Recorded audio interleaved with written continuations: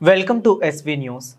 సూర్యాపేట జిల్లా కోదాడ పట్టణంలో 16.92 కోట్ల వ్యయంతో నిర్మించనున్న నూతన TGS RTC bus depot bus స్టేషన్కు మంత్రులు ఉత్తమ్ కుమార్ రెడ్డి, పొన్నం ప్రభాకర్, ఎమ్మెల్యే పద్మావతి రెడ్డి శంకుస్థాపన. పొన్నం కామెంట్స్.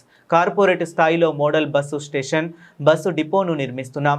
మహాలక్ష్మి పథకం ద్వారా రాష్ట్రంలో రోజుకి 30 లక్షల మంది మహిళలు ఉచిత బస్సు ప్రయాణం చేస్తున్నారు. గత ప్రభుత్వం టీజీఎస్ ఆర్టీసీ కార్మికుల సమస్యలను పట్టించుకోలేదని విమర్శించారు. దేశంలో ఎక్కడా లేని విధంగా తెలంగాణలో కాంగ్రెస్ ప్రభుత్వం మహిళలకు ఉచిత బస్సు ప్రయాణ సౌకర్యం కల్పించాం. రాష్ట్రంలోని తొలిసారిగా బస్ స్టేషన్, డిపో నిర్మాణానికి 17 కోట్లకు చేరువైన నిధులు కేటాయించడం సంతోషకరం. 5.5 ఎకరాల విస్తీర్ణంలో ఆధునిక model bus station, bus depot నిర్మాణం చేపడుతున్నాం. తెలంగాణ, ఆంధ్రప్రదేశ్ సరిహద్దు ప్రాంతమైన కోదాడలో ఆదర్శవంతమైన బస్ స్టేషన్ను నిర్మిస్తున్నాం. అధిక నిధులతో కోదాడ నియోజకవర్గాన్ని ఆదర్శ నియోజకవర్గంగా తీర్చిదిద్దేందుకు ఎమ్మెల్యే పద్మావతి రెడ్డితో కలిసి కృషి చేస్తాం.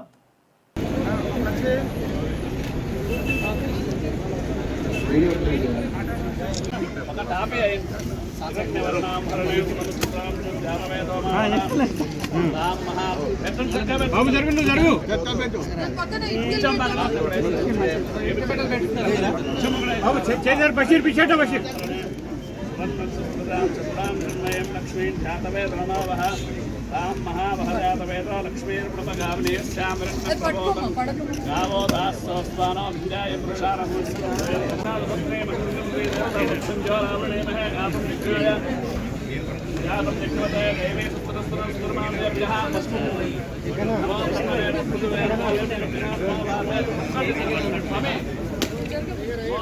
అయ్యారు జరగండి.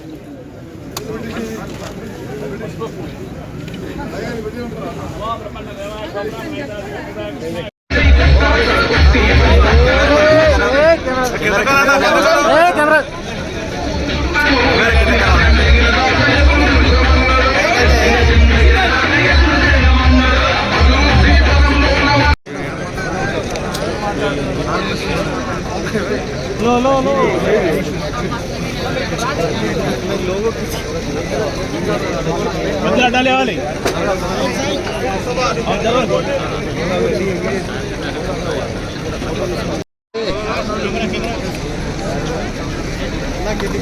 डाउन कैमरा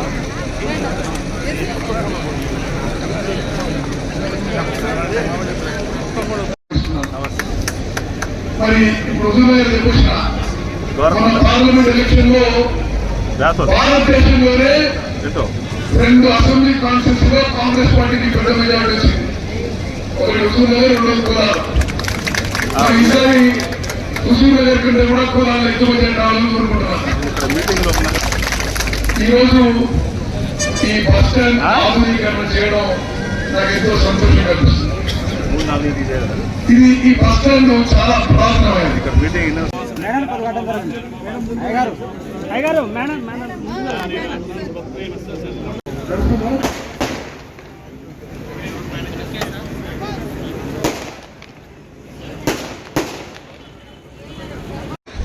పోరాడిన యోధుడు. తెలంగాణ వచ్చిన తర్వాత, కాంగ్రెస్ ప్రభుత్వం ఏర్పడిన తర్వాత బీసీలకు 42% రిజర్వేషన్ కి చట్టబద్ధి కల్పించే దాంట్లో ఆ పోరాటంలో ముందున్న వ్యక్తి. ఆర్టీసీలో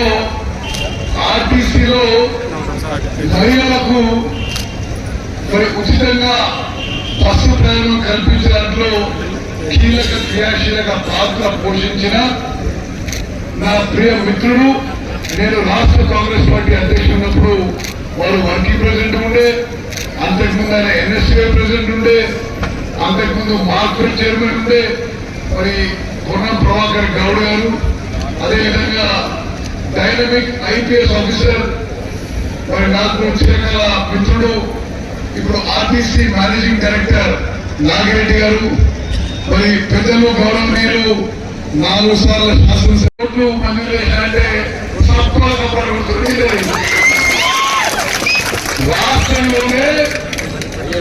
రాష్ట్రంలోనే ఏ బస్ స్టాండ్, బస్ డిపోకి నిధులు కులానికి ఇచ్చిండు. మరి మనస్ఫూర్తిగా పొన్నం ప్రభాకర్ గారికి, నాగిరెడ్డి గారికి పద్మావతి గారి తరఫున నా తరఫున మనస్ఫూర్తిగా ధన్యవాదాలు తెలియజేస్తూ నాకు ఎంతో సంతోషం అనిపిస్తుంది. నేను ముందుగా కోరాలి వచ్చినప్పుడల్లా సంతోషం అనిపిస్తుంది. మరి ప్రత్యేకంగా మీతో ఉన్న అనుబంధం, ఆత్మీయత, ప్రేమ ఒక 3.5 దశాబ్దాలు నాటి. ప్రధాని గారు నేను మొదటిసారి ఎమ్మెల్యే పోటీ చేసి 94 నుంచి చాలా మంది పిల్లలు చాలా మంది ఓటు అధ్యక్షుడు రాబోతా ఉంది. ఆనాడు కూడా చరిత్రలో ఉండే విధంగా ప్రయాణికులను చేరవేసినటువంటి సంస్థ. అందుకే ఇవాళ మీరంతా ఒక్కసారి ఇంత పెద్ద వ్యవస్థలో ఆర్టీసీ యాజమాన్యం కార్మికుల సంక్షేమం ప్రధాన ధ్యేయంగా, ప్రయాణికుల సౌకర్యం మరొక ఉద్దేశంగా ఆర్టీసీ పరిరక్షణ నాలుగు పనిచేస్తా ఉంది. ఈ విధంగా ఉచిత బస్సు ప్రయాణం కావచ్చు.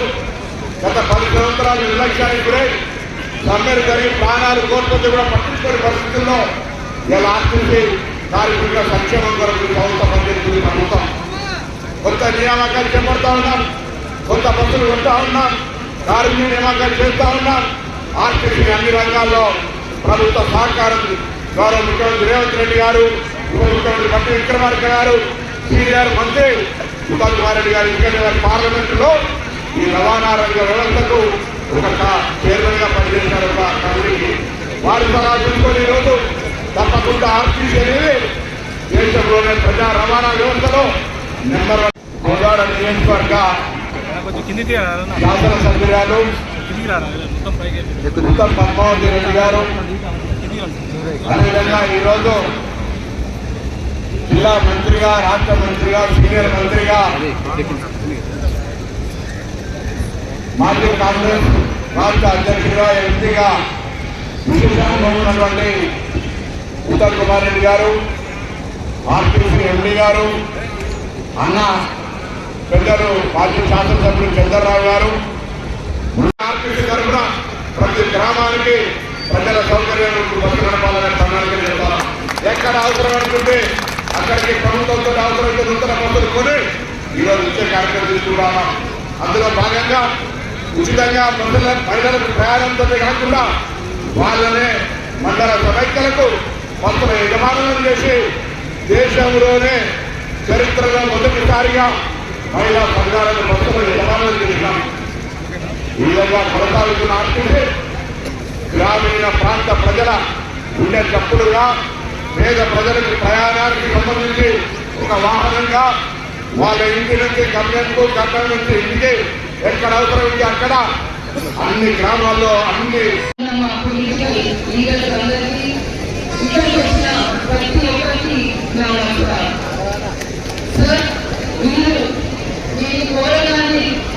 ఒక కొత్త బస్ డిపో నిర్మాణం చేయించుకోవడానికి కోరడానికి మనకు దాదాపు 17 కోట్లు పెట్టి మన మనకు శాంక్షన్ చేయించినందుకు మొత్తము కోదాడ నియోజకవర్గం నుంచి వారి తరఫు నుంచి నేను మీకు ప్రత్యేక ధన్యవాదాలు తెలియజేస్తున్నా.